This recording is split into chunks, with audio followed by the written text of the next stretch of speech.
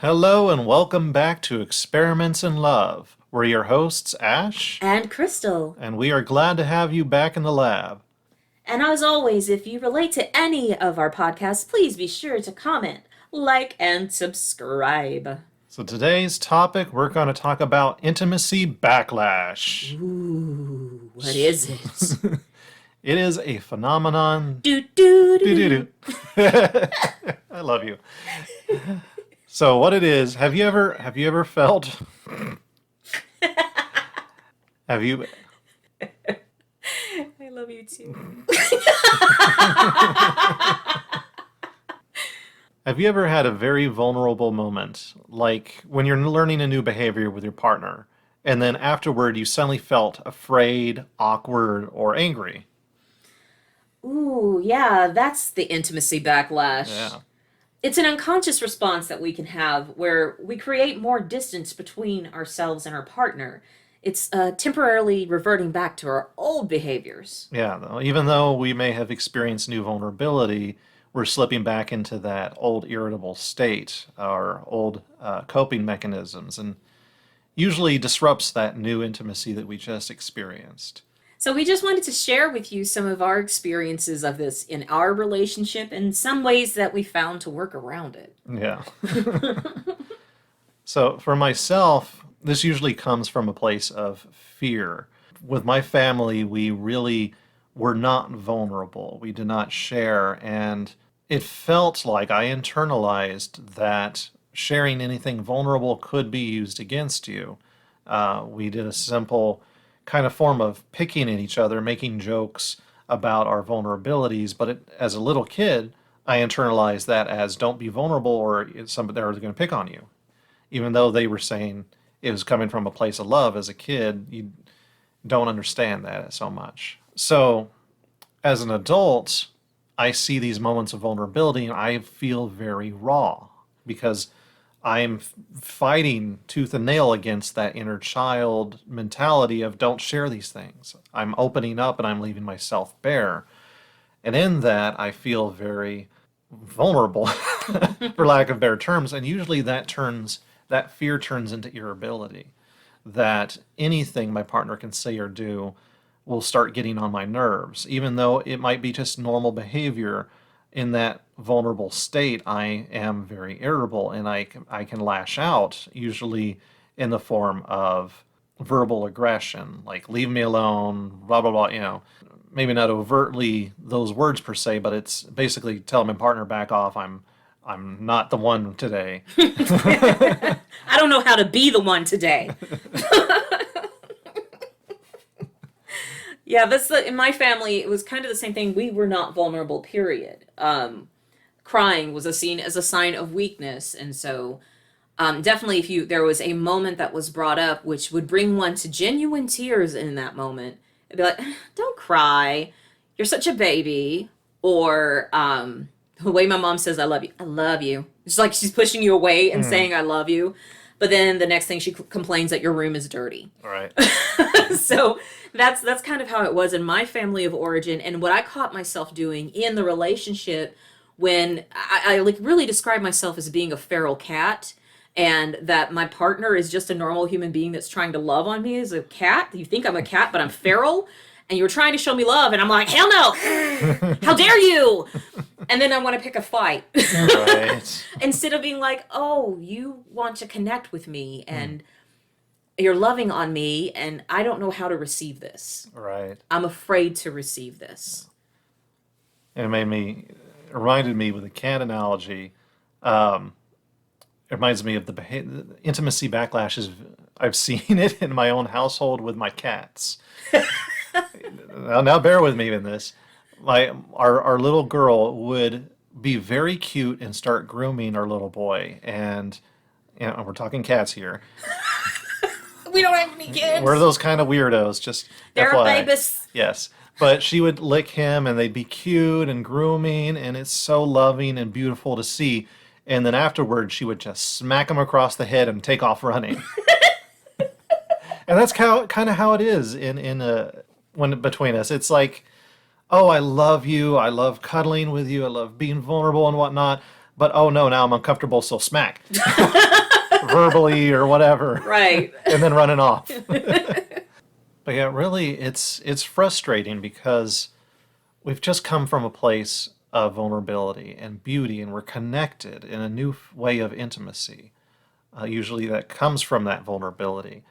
But it becomes frustrating because it's like I undo everything we just did by reacting, by being irritable, by lashing out. And it's just utterly frustrating because I don't want to be that way, and it feels like I don't have any control of that situation if I'm not aware of it. Right. And what I really think of with it is I'm not used to moving this way, and it's just like having sore muscles that you've Mm. just worked out, and it's like you're feeling the soreness of it, and it's like, ah, can I just be fat and miserable? But no, I cannot. I'm going to be in fit spiritual condition in this relationship. Fit emotional condition, I should say. Mm. But yeah, it's a backlash, and it's kind of actually that was a really good metaphor for me to think about of it as a muscle Yeah, that I'm not used to working out, and it's sore. yeah, that's a really good analogy. I wish I had thought of that one.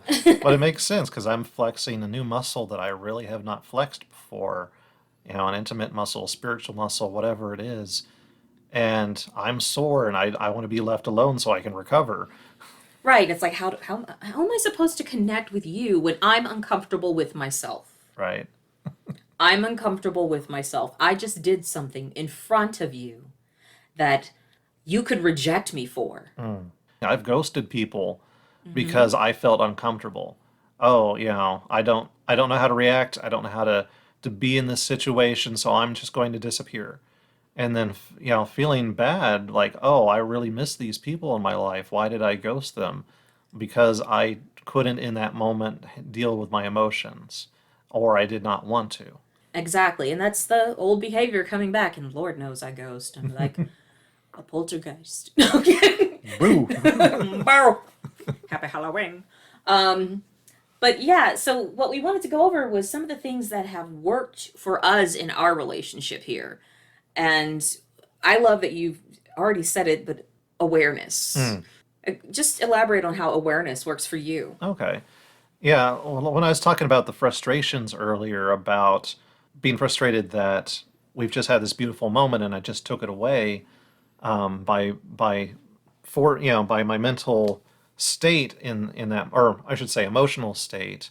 The awareness is really realizing, oh, I'm in this current emotional state of volatility, that I'm currently irritable at everything and everyone, and I just want to be alone and I want to hide. And then my partner's trying to love on me and show me, how much she loves me, cares for me, or maybe it could be something even trivial like, hey, can you do the dishes? And I blow up like, no, no, I'm tired of doing these damn dishes. I do it every week. But no, the awareness really is realizing that I'm in this emotional state and that I need to take a step back. I need to and I can communicate this with my partner. Hey, I'm feeling especially irritable right now because we just had this wonderful, vulnerable moment.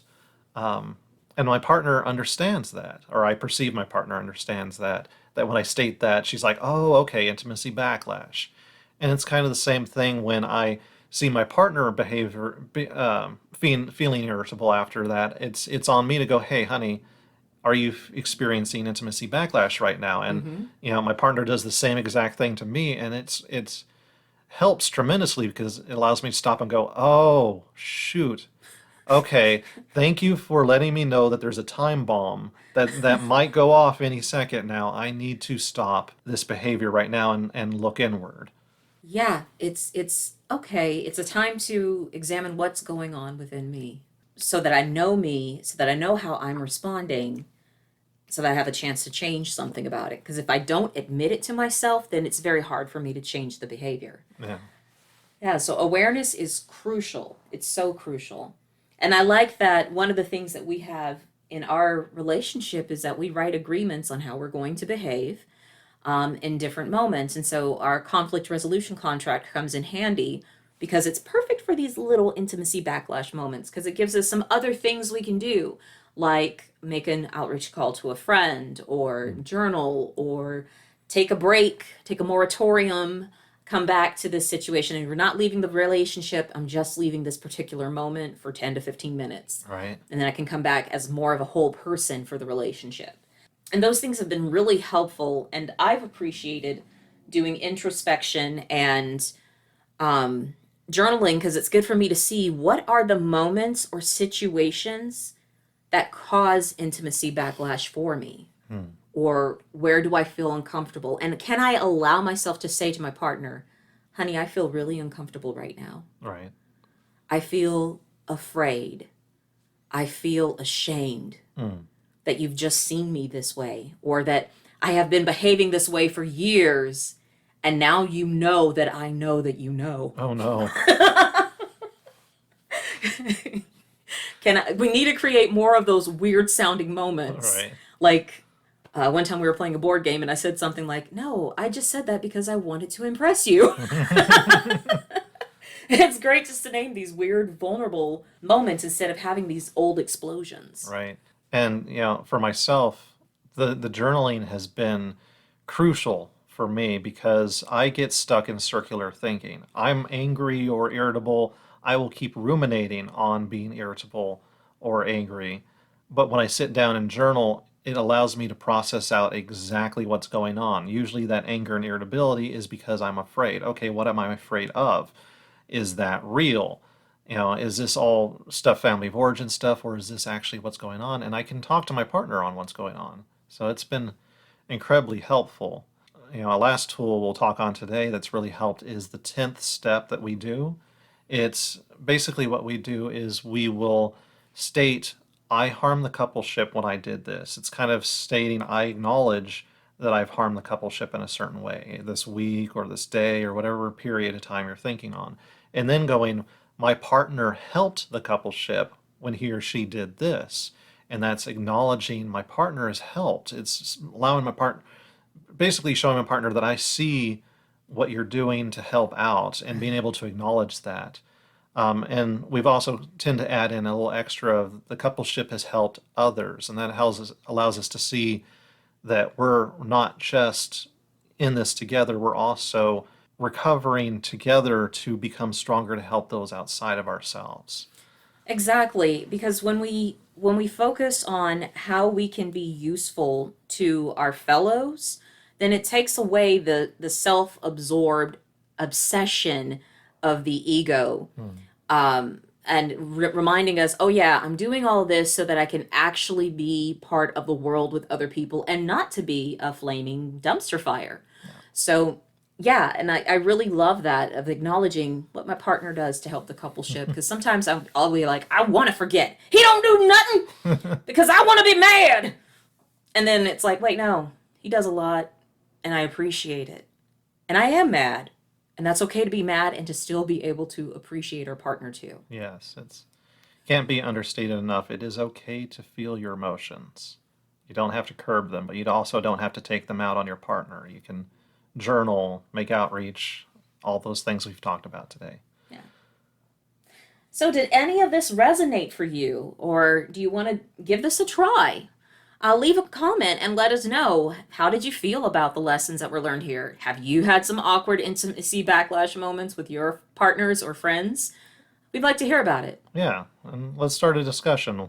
What have you experienced, and what are you wanting to try? With that said, I'd like to say thank you for visiting the lab. This has been Ash. And this is Crystal. This has been Experiments in Love. Until next time.